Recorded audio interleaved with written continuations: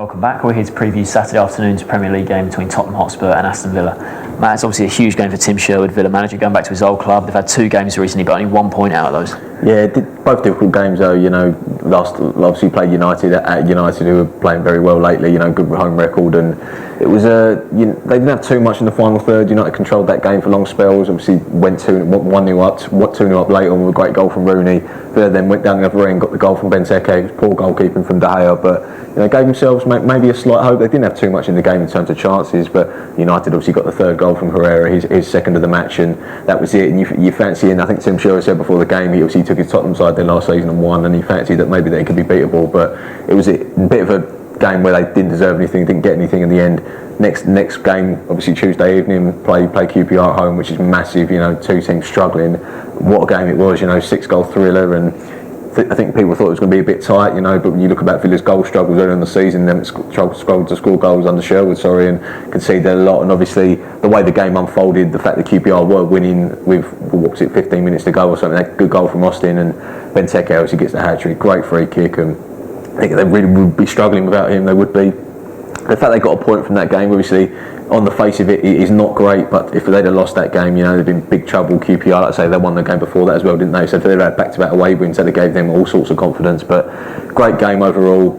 Poor defending from both sides, but Benteke, obviously, the star for Villa, and decent point in the end. Decent point. I think for me, that's a game they had to win. At home to QPR. I know QPR had a great away win at West Brom at the weekend, but on the whole this season they've been woeful away from home, and I think for Villa to allow them to score 3 is very, very disappointing. And you look at Villa's next 3 games, it's just a huge sort of 2.5 weeks for the club coming up now. They've got go to Spurs here, which is a tough game, then they've got that FA Cup semi-final at Wembley, which is going to be massive, and then they go to City. So the next 2 league games are away at Spurs and City, very tough games for them. So if they don't pick up wins in there, and lose that FA Cup semi-final, it could be a real blow, just a confidence, dent for the rest of their season, because they are in real trouble in the table.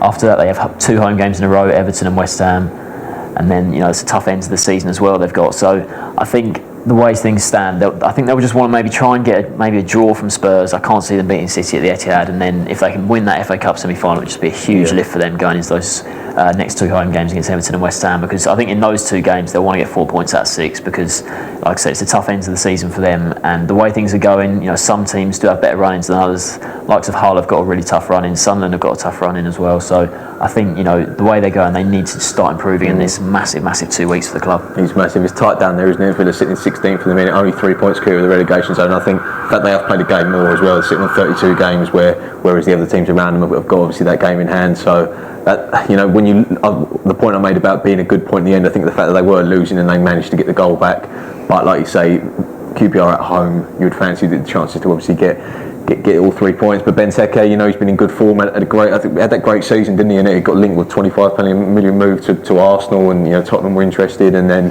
had his problems, injury problems. Didn't do too well under Paul Lambert. Like I say, had his problems. But I think he's got 7 in 7 now. He's got 9 in the league now. So I think got 10 league goals last season. So if he can better that, it was an injury-plagued season. He can get maybe 3 or 4 goals the rest of the season. That's not a bad return from him in relation to what obviously the problems he's had injury-wise and form-wise and stuff. But like I say, it's a massive game for Villa, and they really need to start picking up some wins. Draws might not be enough at this stage. Yeah, you look at where they're on the table, 16th now, just 3 points above Queen's Park Rangers, who are obviously looking good. Burnley also on 26 points. So yeah, it's a massive game for them. Sunderland level on 29, then Hull just 1 place behind. So they're far from saving. It's no winning 3 in the league for them now. So really struggling, and come up against the Spurs side, who at the weekend went to Burnley, one of those teams down there as well, and the 0-0 draw. Not a great game to be honest. I think Burnley probably had the best of the chances. I think Danny Ings should have scored early on, got gifted a chance, but after that, there was a lot made of Harry Kane. He was captaining the team. You feel that even though he's having a great season, that's a lot of pressure for him. I know he got the England call up and everything, and obviously Vertonghen and Lloris, who would usually be the sort of captain and vice captain, neither of those 2 are playing, so he sort of got given to Kane. But I think that's a bit of an odd move. He's only just been a first team regular this season, even though he's having a great season. And I always think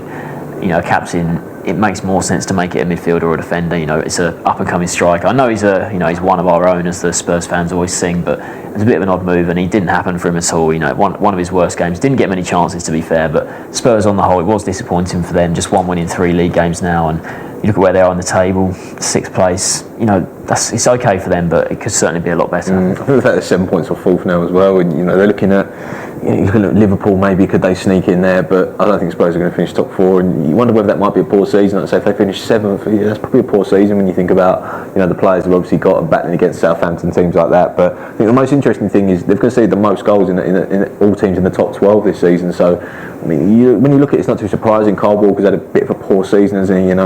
Danny Rose is a good player, but defensively can be found out a little bit for Tongan. Like I say, flat as to deceive, a lot of ability, and Dyer as well coming in. He's had some problems at United. He got torn apart in that game, and you just wonder whether they've got enough at the back to really push into the top 4. And obviously Kane, you think about where they'd be without Kane, because Soldado, Adebayor, players like that are really struggling. Lamella's not done too much, and if they didn't have Kane, they probably wouldn't even be in the race for the top 4. Talking about battling teams in 8th position or something. So I think Spurs have got a bit of work to do the rest of this season and the summer, but this is a big game. They'll probably have to win this one. Definitely. Look at the table. Liverpool level on points with them in 5th. So if they'd beaten Burnley, they'd be 5th now, and probably things are looking a bit rosier.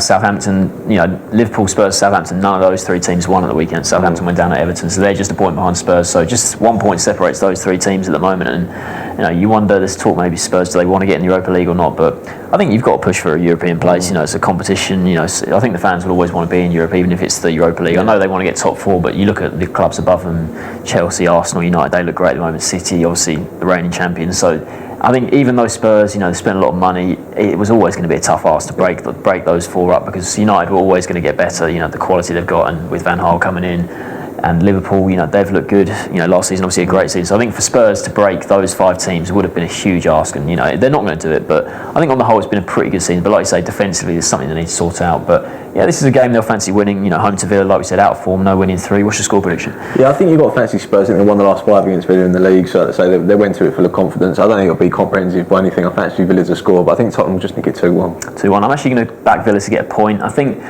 they have been playing a bit better late. Like we said, no winning 3 for them, but there's signs there, and the Benteke thing is massive for them if he can start scoring more goals. So I think the way he's looking, like you said, Spurs a bit frail defensively. I'm actually going to go for a 2-2 draw. So we've got 1 Spurs win and a 2-2 draw.